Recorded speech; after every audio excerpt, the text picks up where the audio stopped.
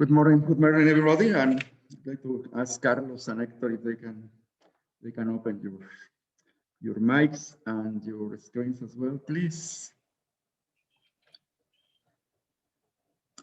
And welcome. Good morning. My name is Miguel Cortines. I'm president of the Canadian Council for the Americas, Alberta, and we are very glad to host you this morning. Last week, we started with this new program called Pasa Weekly Chats.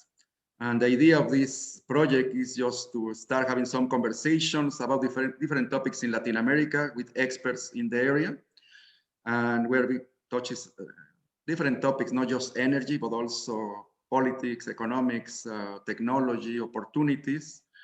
And the idea of this project basically is to, right now with all the restrictions that are to traveling and to have a full business development perspective, we are trying basically to still be relevant, be connected, and try to generate these chats and try to create a future opportunities for our members and our future members as well.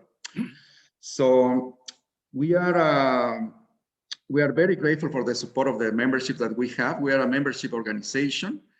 And also we want to open this opportunity. If you are interested in being part of this program, the weekly chats, we have opportunities to sponsor this program, and we also are having the opportunity for corporate members to be part of this program. Probably you want to share some perspective. We're trying to have content every week, relevant content that is relevant for all members, and to develop potential business opportunities.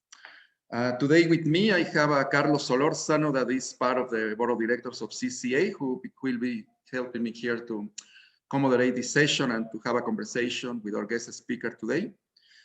And welcome, Carlos. And we have also with us here Hector. Hi, Carlos. Hector Romero. He's head of business development with SMPS. And thank you, Hector, for being here with us today. Hector is going to provide us a brief perspective on Latin America, on Mexico, and in the potential opportunities that Mexico represents as well. I'm going to start with the bio of Hector. Hector is a retired ambassador with a diplomatic career of over 33 years. He joined the Mexican Foreign Service via public context. During this time, he was in charge of establishing and developing political, economic, and cultural relations with many different organizations and individuals in several countries. He was the ambassador of Mexico to Ecuador, consul general in Vancouver, permanent observer to the Council of Europe, and deputy head of mission of the Mexican Embassy in Canada. He also worked in diplomatic positions at the embassies of Mexico to Chile, Italy, and the Soviet Union. In the Ministry of Foreign Affairs of Mexico, he was Director General for the Foreign Service and Human Resources, Director General for North America Affairs, advisor to the Ministry of Foreign Affairs, and several positions in Africa, Asia, and the South Pacific and Eastern Europe. He participated in the organization of several presidential and ministerial visits. As well, he was in charge of the establishment of the Office of the Permanent Observer to Mexico to the Council of Europe of Strasbourg, and the opening of the Mexican Consulate of Calgary. Hector has a master's degree in planning and national security by the Higher Studies School of the Mexican Navy and a bachelor degree in international relations. And welcome, Hector, and the floor is yours. Thank you so much. Thank you, Miguel, for this kind introduction, and thank you to the CCA for this invitation. And with that, I'd like to start this brief presentation regarding Mexico and the Americas, the current outlook and the business climate. First, I'll refer to the economic and political situation in the Americas. Latin America and the Caribbean will have a positive growth in 2021, but it will not be enough to recover the pre-pandemic levels of economic activity. This is the idea that stands out from the preliminary overview for Latin America 2021, released on December 2020 by the UN's Economic Commission for Latin America and the Caribbean, ECLAC. The ECLAC's forecast estimates an average contraction in the economies of the region of 7.7%, the largest in the last 120 years, as well as an average rebound in growth of 3.7 in 2021. This rebound is considered by ECLAC as merely statistical. Other sources estimate the regional contraction around 7.2% and forecast up to 4.3% growth. However, the recovery will still be modest if we consider last year's contraction. The ECLAC estimates that a full recovery of the economies to pre-crisis levels won't happen before 2024. However, some countries will perform better than others this year. According to Moody's, Peru is expected to grow by 9.2%, Chile 6.4%, Argentina 4.9%, Colombia 4.8%, while the biggest economies in the region, Brazil and Mexico, are expected to grow around 3.8%. Let's briefly consider the impact of COVID in the economies of Latin America. At the end of 2020, Latin America accounted for 24% of the reported COVID cases, despite representing only 8.5% of the world's population. Latin America is the region in the developing world that was hardest hit by the economic crisis derived from COVID.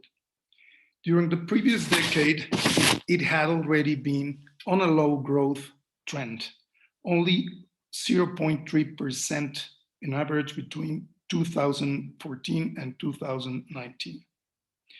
In 2020, Latin America faced the effects of COVID both worldwide and in the regional economies. Regardless of the fiscal and monetary efforts by the countries, the pandemic and its social consequences, along with historical structural problems, combined to create the worst crisis that the region has experienced in recent history.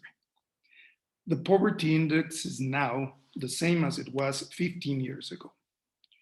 The recovery of the region will face possible setbacks related to the risk posed by the new outbreaks of COVID, the pace at which the vaccines are produced and applied, and the fiscal discipline and stimulus throughout this geographical area.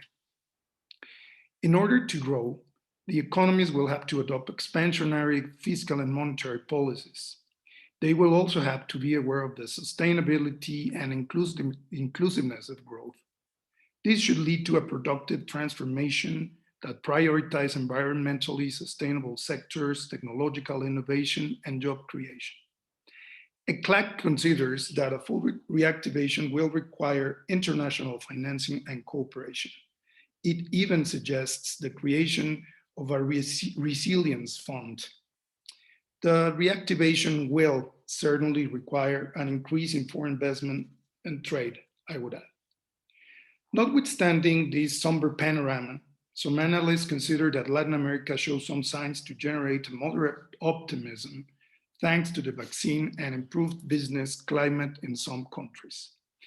The recovery of countries like China or the US will also fuel demand for raw materials and manufacturing. The chief economist for Latin America at Oxford Economics recently said that a favorable business climate is likely to form in Mexico and Colombia, given their low investment risks, as well as the fiscal discipline shown by these governments despite the pandemics.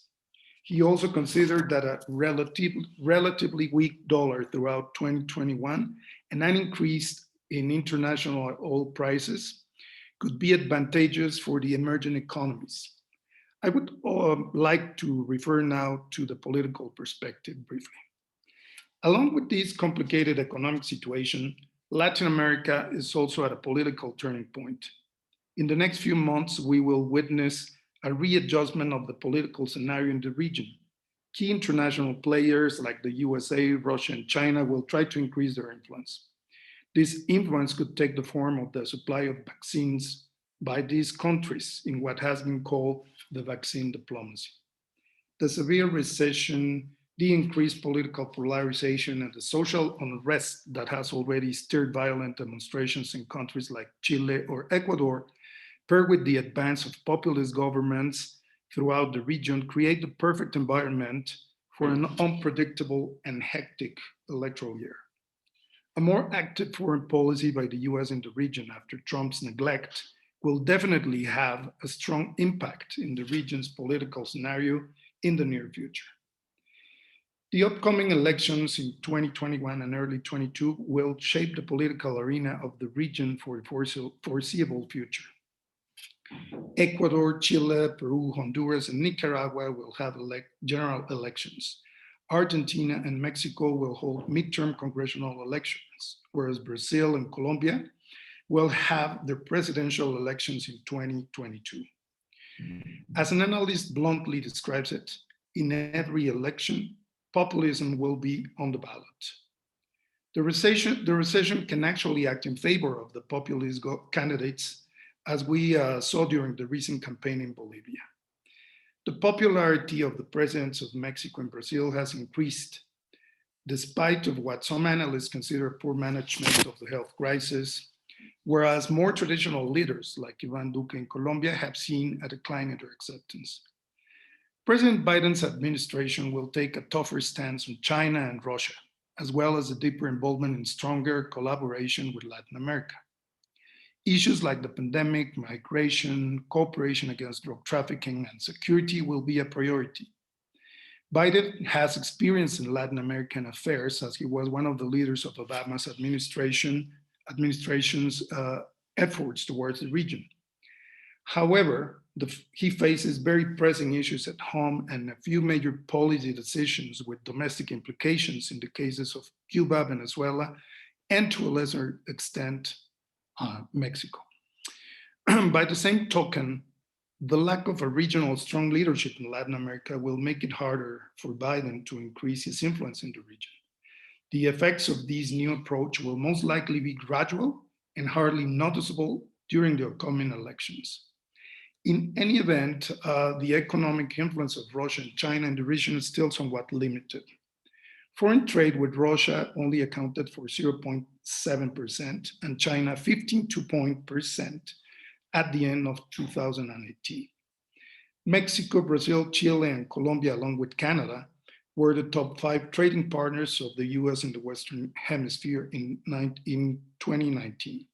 However, with a clear exception of Mexico, for many other countries in the region, China has become one of their main business partners. In cases like Ecuador, almost 100% of the oil exports go to China.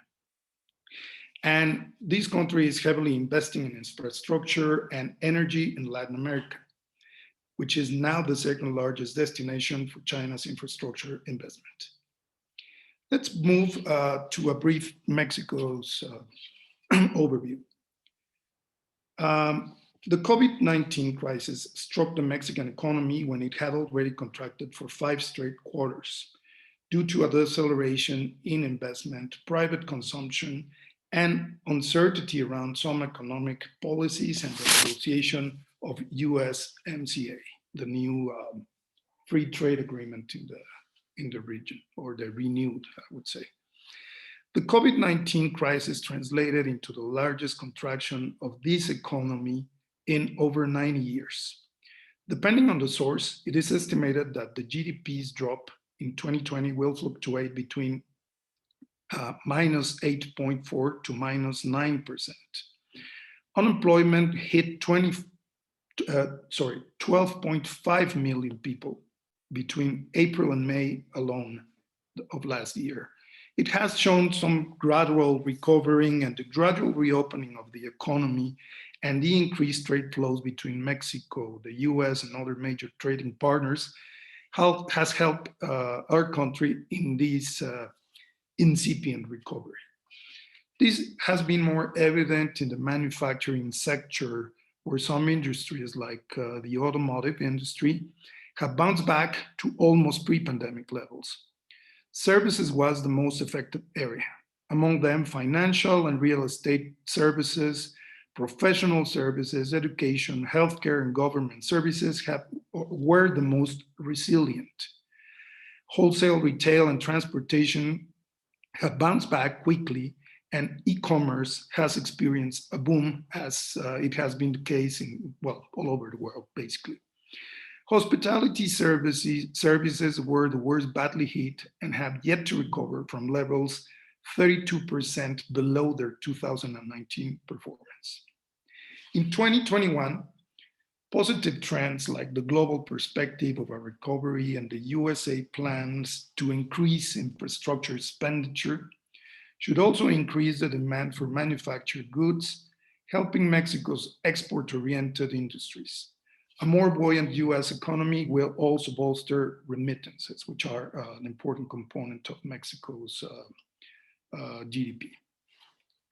Nevertheless, when considered as a cumulative rate between 2019 and 2021, only a few economies worldwide like China, South Korea, the USA, India, and Australia are expected to have a positive growth.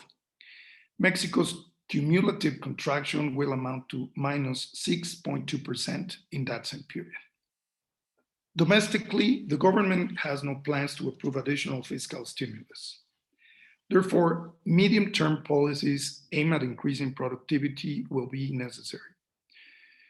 In this context, the Ministry of Finance projection of a 4.6% growth seems quite optimistic and will likely render the government targets for this year unattainable. The GDP growth, according to sources like ECLAC or Deloitte, will be between 3.7 and 3.8. Our own financial expert at SMPS, Alberto Calva, estimates a growth of 3.74% in 2021, followed by 2.61 in 2022 and 2.24 in 2023. However, the health situation and the recent spikes in contagions can hurt the efforts for recovery. Mexico, unfortunately, is still among the top 10 countries in the world in terms of deaths per million people, increase of cases per week, and numbers of deaths per week.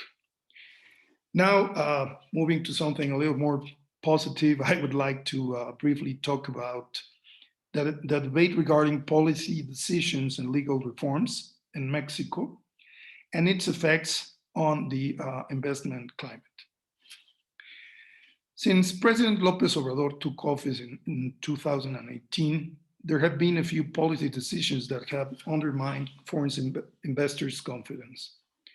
We all have heard about the canceled project for Mexico City's airport, the cancellation of the construction of the new plant of Constellation Brands, the controversy related to the contract for a pipeline between the state's electrical agency, CFE, TransCanada, and IEnova, and more recently, about the preferential law initiative to favor CFE as the main producer of electricity in Mexico.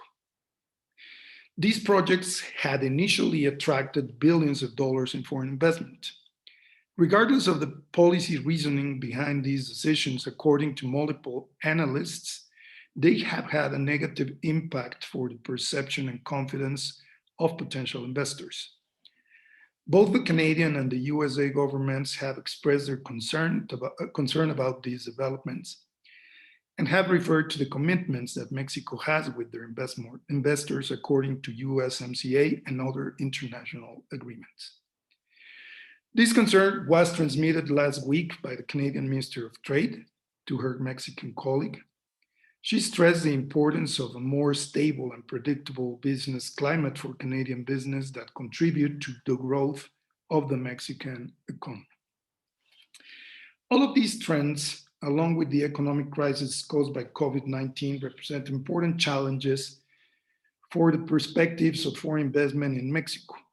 However, the country still holds the lower medium investment grade according to most of the major risk assessment firms, although they have downgraded it over the last year and assigned it a negative outlook.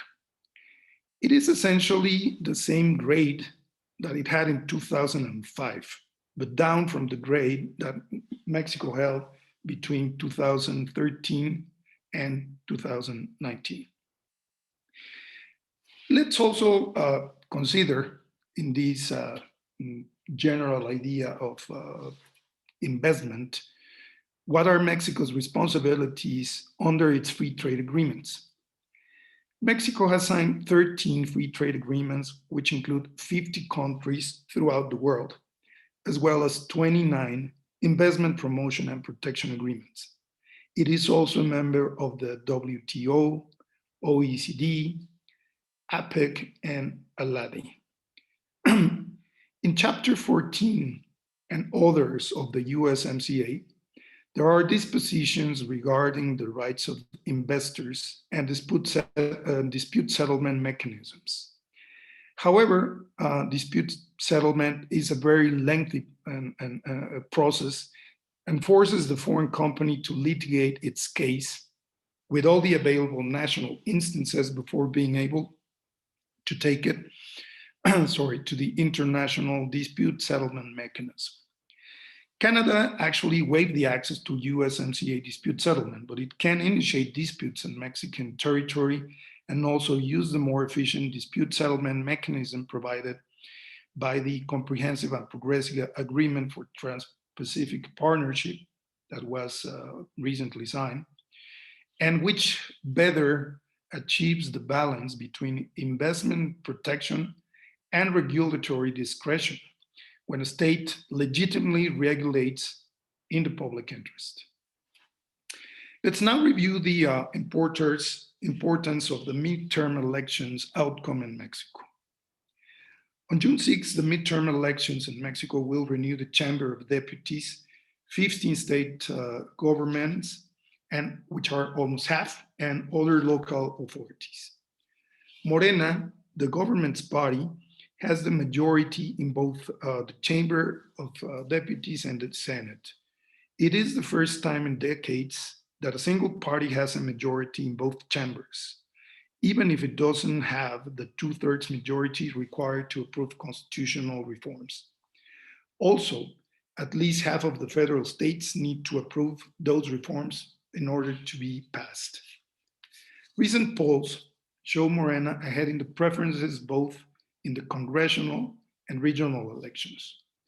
To counter this trend, a recently formed coalition of political parties that includes formerly governing parties, PRI, which is the center right, and PAN, which is the traditional right wing, along with PRD, which is the center left traditional party, created this coalition with the goal of recovering the majority in the lower chamber. Analysts consider at this point that this coalition will not be able to accomplish that goal, but may be able to reduce the absolute majority that Morena holds now. In turn, these could serve to make negotiation with opposition political parties a must for new reforms, and in turn, translate into a better system of checks and balances. But regardless of the outcome of this coming election, there are opportunities for investment in Mexico. It is very important to take into account that many of the scary reports that we hear about the Mexican climate for business are also part of a politicized analysis, both domestically and internationally. The dichotomy between populism and more traditional market economy friendly governments will permeate this debate in years to come. Actually, some of the power techniques that accompany the governmental language in Mexico have more to do with domestic political reasons than with policies geared to curb the flow of foreign investment.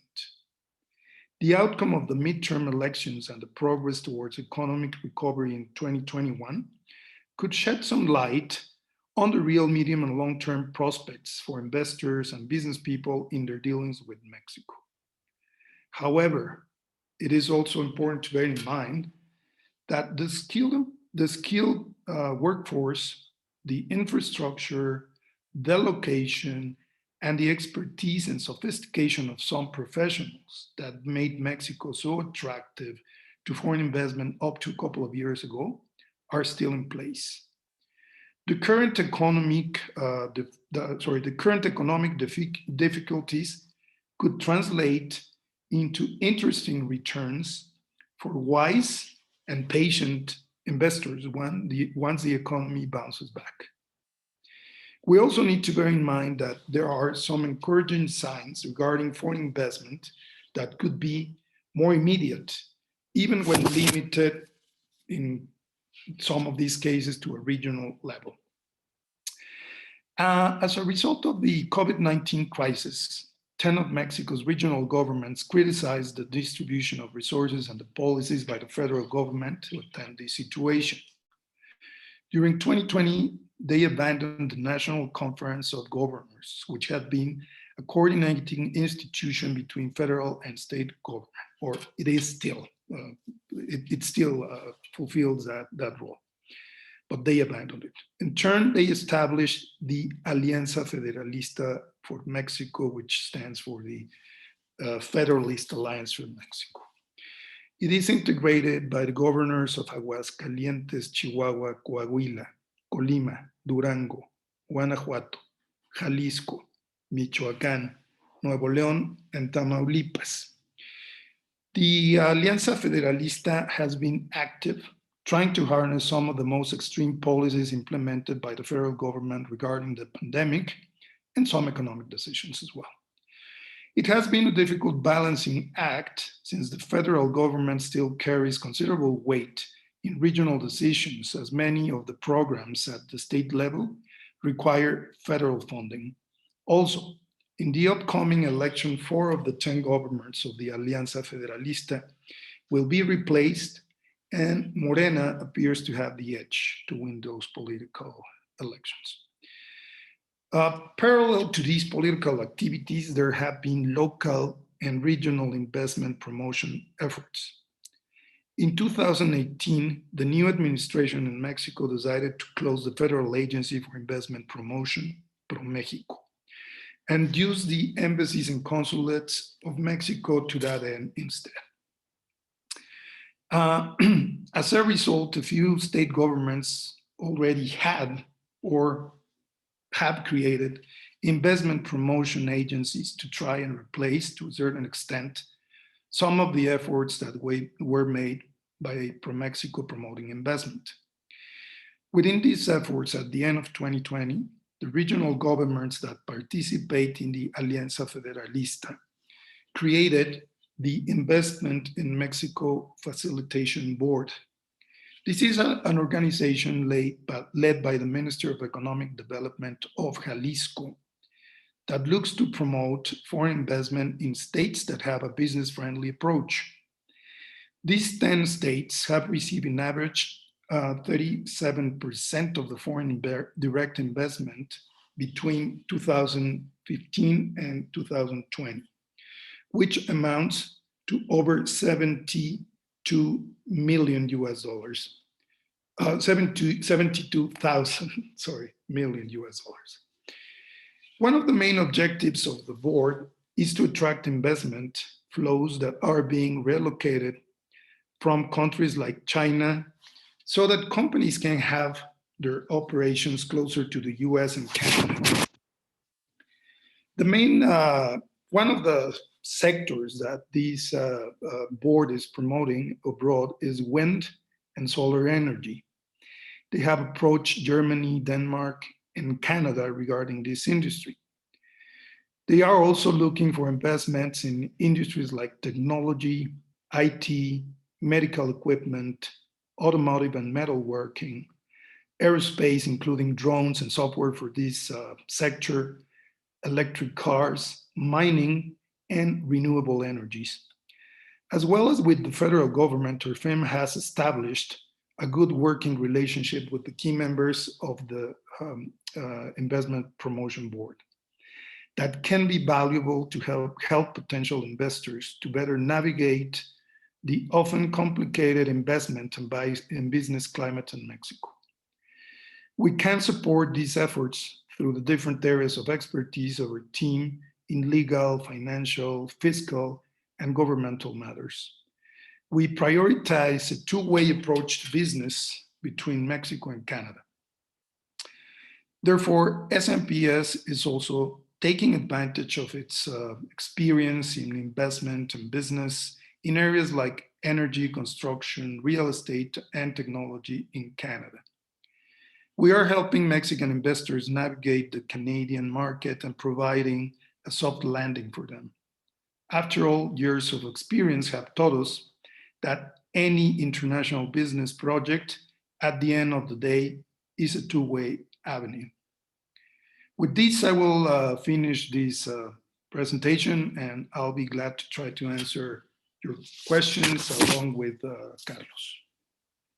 Excellent. Thank you very much, Hector, for a great presentation. I'd like to remind everybody that is watching this webinar that you are very welcome to send your questions. So I think it's very important that we have an interaction with you. And if you have any questions, just feel free to use the Q&A or the chat. You can use the chat to everybody. And with that, I'd like to ask Carlos Solorzano just to provide your perspective of what Hector has said. Yeah, no, thank you, Miguel. Thank you, Hector, for such a thorough presentation or analysis on what's going on in Latin America. Let me start by telling our audience that I did arrive here in Calgary 19 years ago. And I arrived here because of Hector gave me the opportunity to move to Canada. And it's not that I want to take this opportunity to thank him, but I will. But it's just to use this as a reference of what we have seen in Latin America in these years. Okay, so in the last, let's say, 19, 20 years, we have seen in Latin America a swing from one side to the other of the political spectrum, movements in different countries. We can start by thinking of Lula in that era, in that early 20s, in the 2002, 2003, Lula was becoming a very, popular movement in Brazil, socialist, anti-corruption. And what do we have now? We have the absolute extreme opposite, the opposite of Lula in Brazil, now with Bolsonaro. Back then, same years, we had Fox in Mexico, also very pro-business, capitalism, opening to the private investment, promoting of infrastructure investment in the country. And what do we have now? We have the absolutely opposite to that with López Obrador.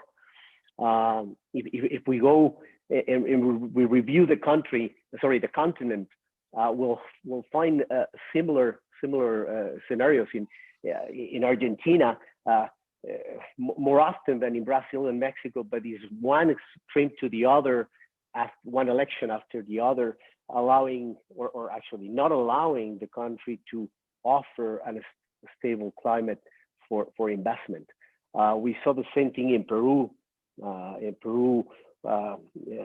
We had extremes such as a fellow that I don't remember his name correctly, Ollanta, I believe it was his name, very populist, very extreme guy, compared to what we're seeing right now in Peru, a much more stable climate for investment. There are a few exceptions, obviously. We have Chile. It's Chile that has been a very stable capitalist, positive business climate through the region. Although right now, since the violent movements that we saw in Chile in 2019, now Chile is not escaping the threats of the populism as the rest of the continent.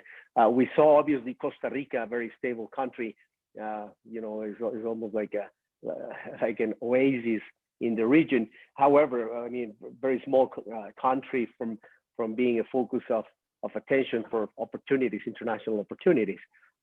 We saw Colombia also offering somewhat a positive, stable climate that is being threat to deteriorate as well. But if we go to that, observations that I was making on how we swing from one spectrum of politics to the other, allowing that instability or permitting that instability in the country, we can see that in 2002, 2003, we have Uribe in Colombia. He was perceived at the end of his administration as almost like a hero for Colombia. Now he is being prosecuted, I believe. So it tells you how unstable is the continent. So we can put aside the pandemic issues that the economies of the region are facing, and try to analyze what is within the region that does not permit the stability that is needed for investment. Hector mentioned on his presentation that in order for the region to recover from these catastrophic effects of the COVID, the pandemic have created in the region, we need investment. How can we attract investment in the region when we have such an unstable political climate? It is, I mean, I'm not, if you're expecting an answer from me, please don't, because I have no clue. But it is what is concerning of the region. It doesn't matter what it is. Historically, like, again, it doesn't matter what it is, if it's the pandemic or is anything else. What does not allow the region to succeed, to become a stronger market that we want, is that instability that, again, I have no clue how we can address that. But for our audience, that you're expecting to hear what the opportunities are, I'll have to start by saying the opportunities are not in the long-term infrastructure investment, because it's a coin in the air if you are pursuing those type of projects. Now, if in our audience, you are a company that has a great product to offer in a specific sector, and obviously you can go and market your product in that region. We have like a fair amount of purchasing capacity in the region, particularly those large economies such as Brazil and Mexico, with such a large population, those countries, and with reasonable GDPs, then obviously you have a large consumption capabilities, if you will. Manufacturing, also another opportunity. As Hector mentioned, we have young populations, well-educated populations. So if you're what you're pursuing is the manufacturing, and in case of Mexico, for instance, not just the manufacturing, but using that as a hub to access other markets because of our very robust network of free trade agreements. And by all means, those markets still offer opportunities.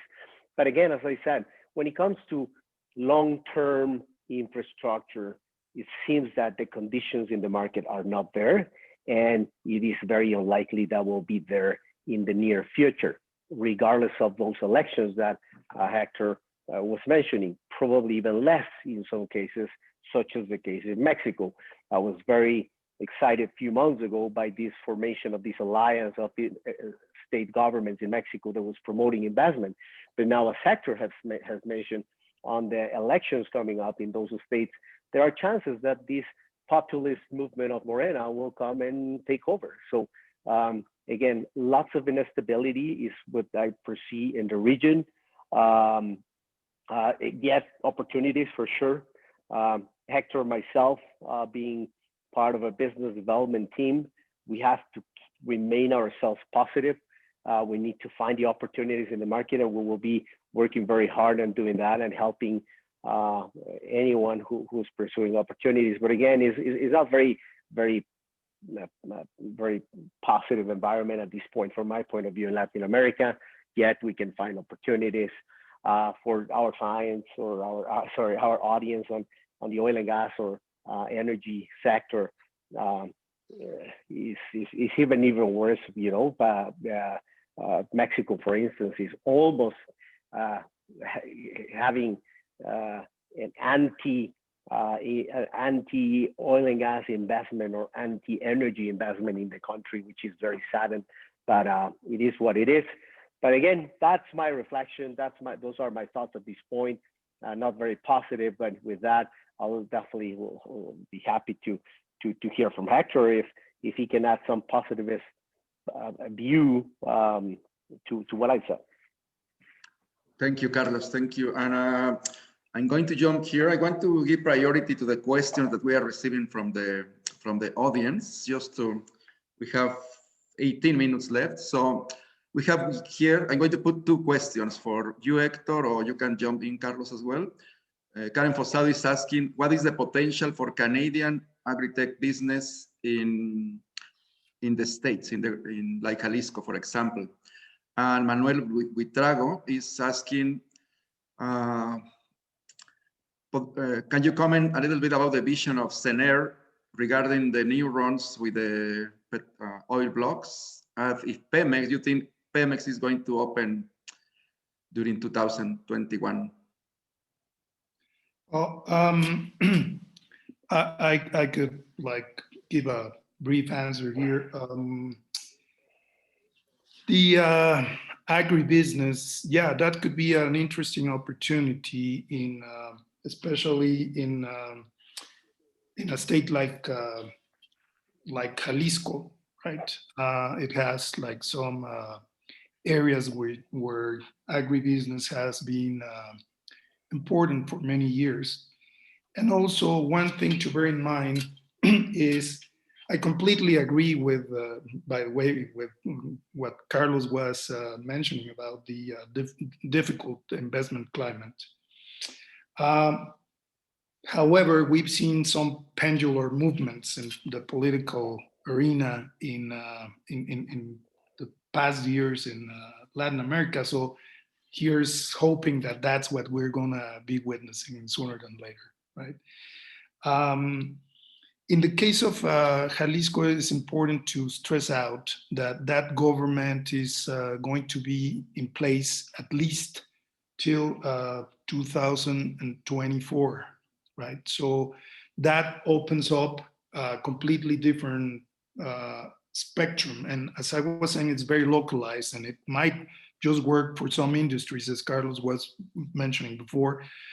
Nevertheless, we could expect a better performance of these companies, of the companies interested in investing in that state, because it's a friendly investor state. They're trying, they're doing a very important effort in that regard.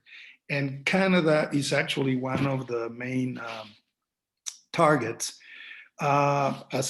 Anecdotally, we have to say, as Carlos was mentioning before, we both worked together at a certain point in Canada.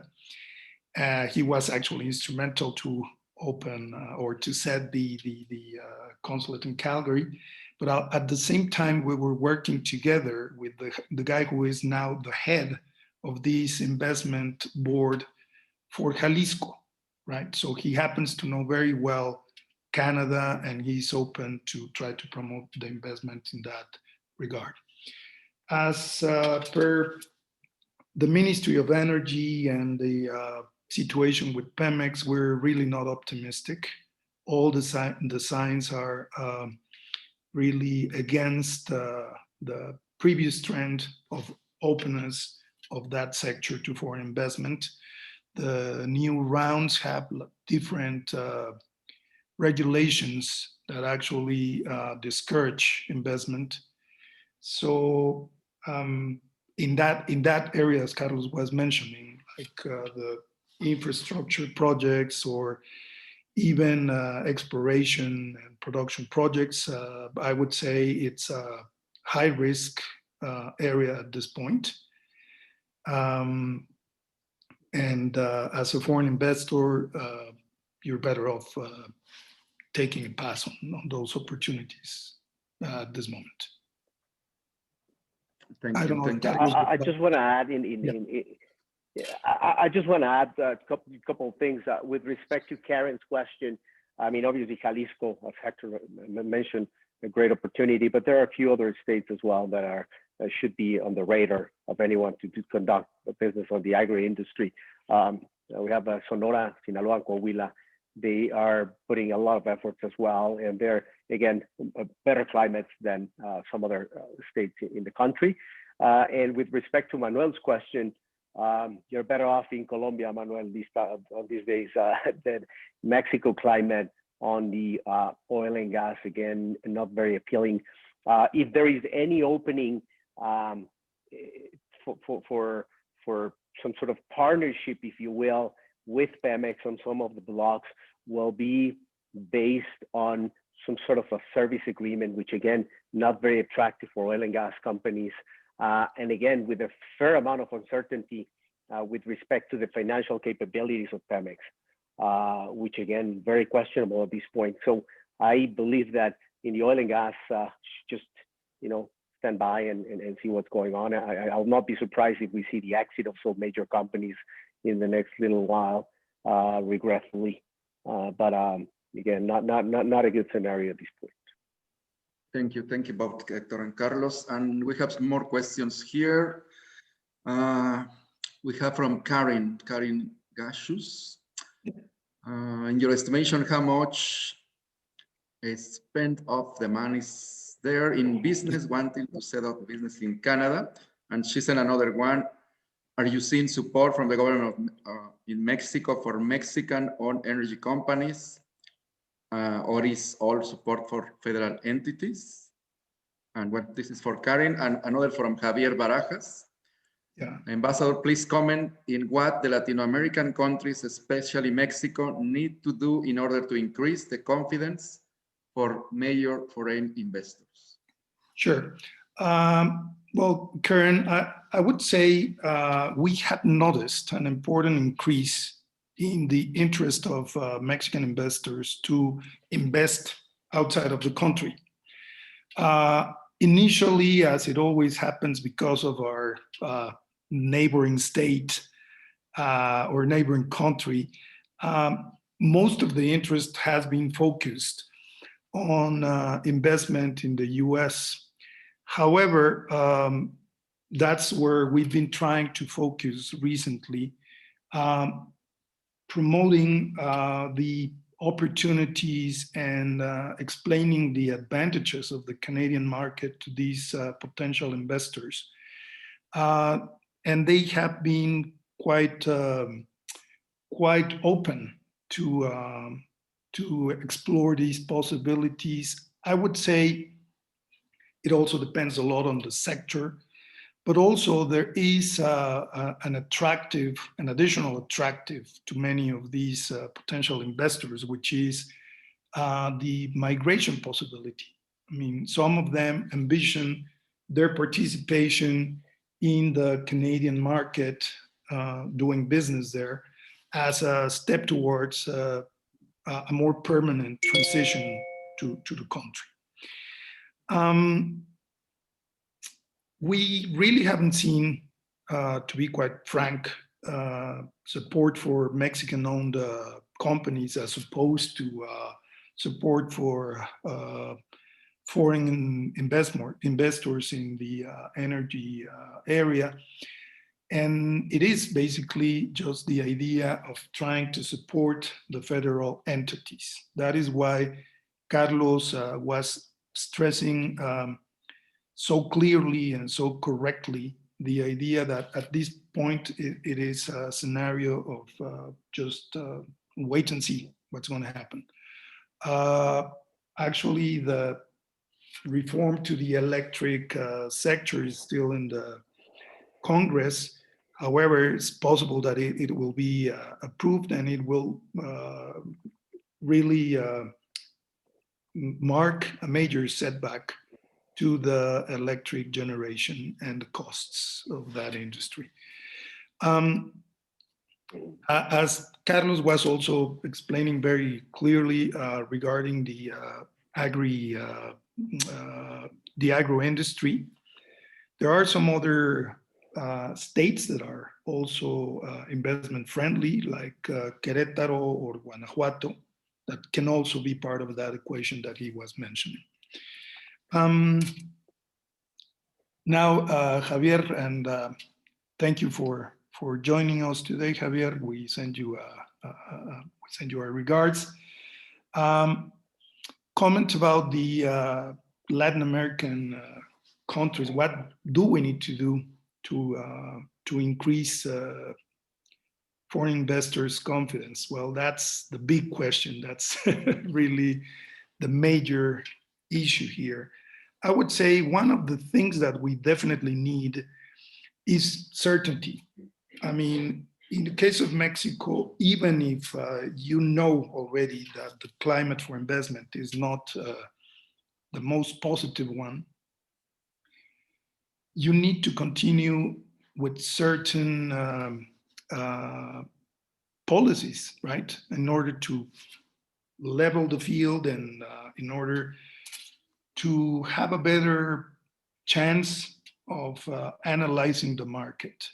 Because what has been really complicated in these past 2 years is you have had so many changes in policy, and some of them have actually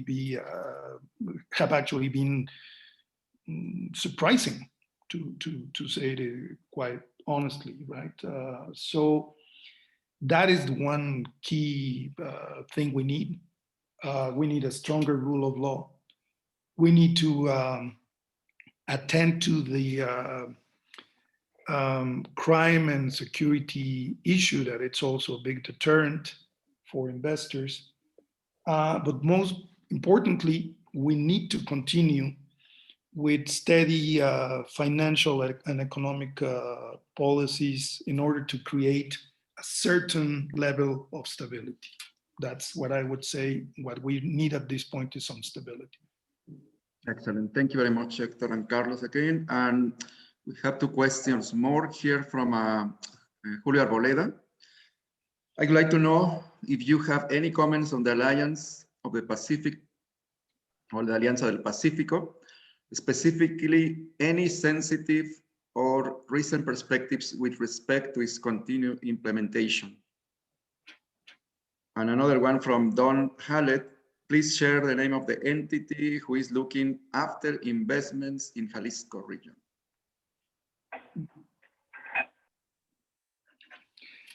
Sure. Well, regarding the Alianza del Pacífico, up to this point, and I would say that is one key element that could bring some stability, some more balance to the political perspective, the international political perspective of Mexico. Like with Alianza del Pacífico, some of the organizations that Mexico is a part of were created regardless of the political colors of the government in turn, right? So Alianza del Pacífico basically was trying to become a vehicle for the Latin American economies of the Pacific to get stronger ties with its counterpart throughout the Pacific Rim. So that is still in place. It's working. We haven't really seen any major movements in that regard. And let's bear in mind that one of the things that President López Obrador has essentially neglected is foreign policy, right? So we don't expect to be major changes in that area at this point.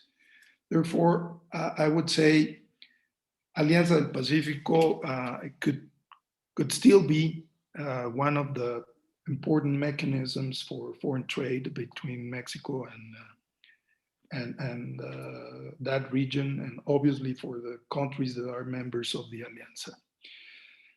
As for the agency that promotes investment in Jalisco, as I was saying, well, the name of the general umbrella organization is Invest in Mexico Facilitation Board. And in the case of Jalisco, the agency that is leading the promotion of investment is the Ministry of Economy of Jalisco. We can definitely send, sorry, I forgot the name of the person who was asking, but we can send him definitely the key contact in that agency, and we'll be more than able to help connecting them. Excellent, excellent. Thank you very much, Hector. I have a question. We don't have more questions here, so and we have just 3 minutes left. Maybe I know that the opportunities to work with the states is an opportunity in Mexico to be working directly. You mentioned this Invest in Mexico. It's an opportunity to work with the organized private sector. I know that the different organizations organize private sector, like the different chambers that are in Mexico. It's an opportunity to work with the private sector in Mexico to find opportunities in Mexico. Hector or Carlos? Carlos, would you? Can you hear me, Miguel? Yeah. Can you hear me? Yes, yes, I do. I have a little bit of my connection is not very good, showing me a little bit unstable connection. Okay, I just want to quickly mention to what you're saying, and I'll let Hector elaborate more. But yes, I mean, there is definitely a lot of opportunities to work with the private sector. I mean, the question of Julio with respect to the Pacific Alliance and what Hector mentioned of the free trade agreements and what you're asking right now here of the private sector, it does everything complements into there is opportunities in the market. But again, what the opportunities are is for, again, manufacturing, consumption. The market is there. There is robust consumption capabilities in Mexico and manufacturing capabilities, networks of free trade agreements that allow you to use the region as a hub.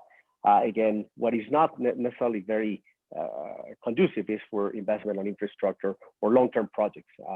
That's what is very complex right now in Mexico. But having said that, I'll let Hector elaborate. Yeah, I mean, concerning the possibilities of working with the organized industries in Mexico, by all means, I mean, like that is always a possibility. I mean, I would say even at the best of times when the federal programs were trying to attract investments to the economy, there has always been a very strong presence of the private sector, and trying to connect directly with the private sector in Mexico, it's always an opportunity that I would encourage the potential investors to look after. Excellent, excellent. We are running out of time. It's 11 o'clock, and I'm going to respect the timing of everybody. We are going to have these chats every week. And first, I want to appreciate Hector Romero for accepting the invitation to be part of this conversation, and also the intervention of Carlos Solorzano. And next week, we are going to have Natalia Zipper-South with the Canadian-Guyana Chamber of Commerce. We want to learn more about Guyana, and we are going to have more in-depth conversation with her, and Karen Fossado is going to be joining us as well as a co-moderator. And on March 2nd, we are going to have Leonardo Beltran as well to talk about sustainable energy and different projects. And we are having more projects together.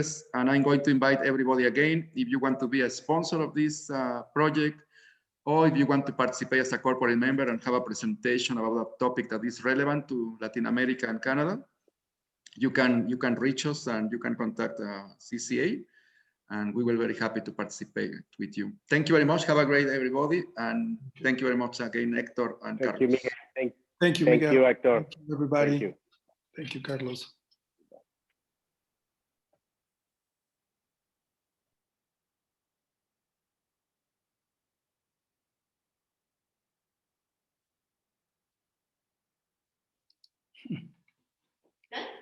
Nice. Good job. Oh, you're so clever. My husband. Petty. Good job, Hector. Yeah, it was okay.